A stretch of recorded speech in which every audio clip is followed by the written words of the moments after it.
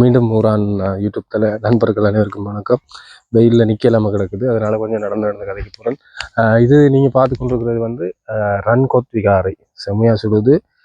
இப்போ இந்த ரன்கோத் விகாரை பற்றி பார்த்தீங்கன்னு சொன்னால், இதை வந்து நிசங்கமல்லன் கட்டினதுன்னு சொல்லப்படுது. ஆனாலும் நிசங்கமல்லன் யாரோ பெத்த பிள்ளைக்கு தான் பேர் வச்ச மாதிரி இந்த கோயிலை உண்மையிலேயே கட்டினது பராக்கிரம பாகு மன்னனுடைய, முதலாம் பராக்கிரம பாகு மன்னனுடைய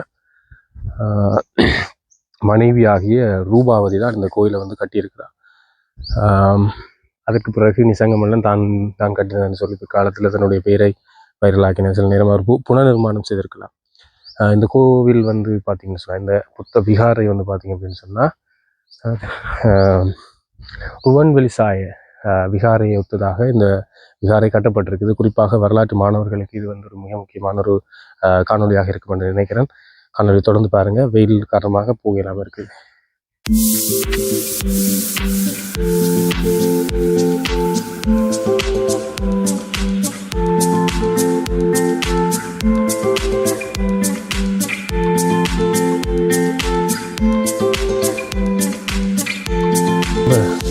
பிரம்மாண்டமாகத்தான் இதை கட்டியிருக்காங்க. இந்த காலத்தில் இப்படி எல்லாம் விகாரைகள் கட்டுறதும் இல்லையே, அவ்வளோ எளிதான விடயமாக இருக்கு. இல்லை,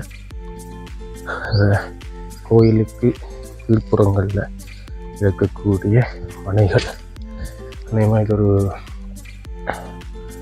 புத்த சிலையாகத்தான் இருந்திருக்கு. ஆனால் இடிபாடு காரணமாக, அதாவது செங்கல்ல புத்தர் படுத்திருக்கிற மாதிரி இருந்திருக்கு.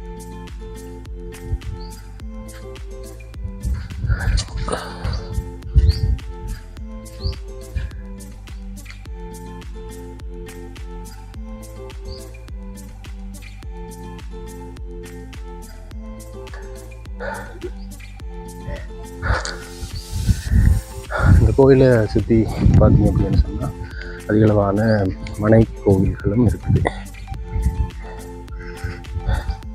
வெயில்ண்டா அந்த வெயில்.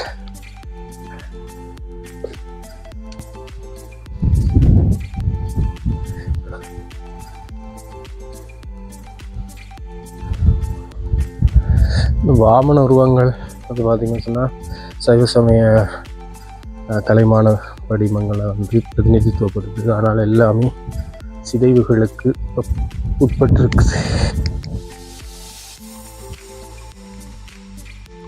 அதாவது இந்த புலனறுவை வரலாற்று வளாகம் இதுக்குள்ள நிறைய சமய சின்னங்களும் பல கட்டிட கலை பாணிகளும் இங்கே இருக்குது.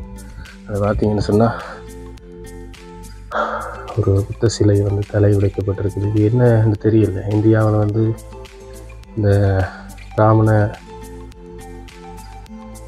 பௌத்த சமய எதிர்ப்பு வலுவான காலகட்டங்களில் அதிகளவான புத்த சிலைகள் உடைக்கப்பட்ட வரலாறுகளும் இருக்குது. அந்த மாதிரி தான் இங்கே இது நடந்துச்சான்னு தெரியல.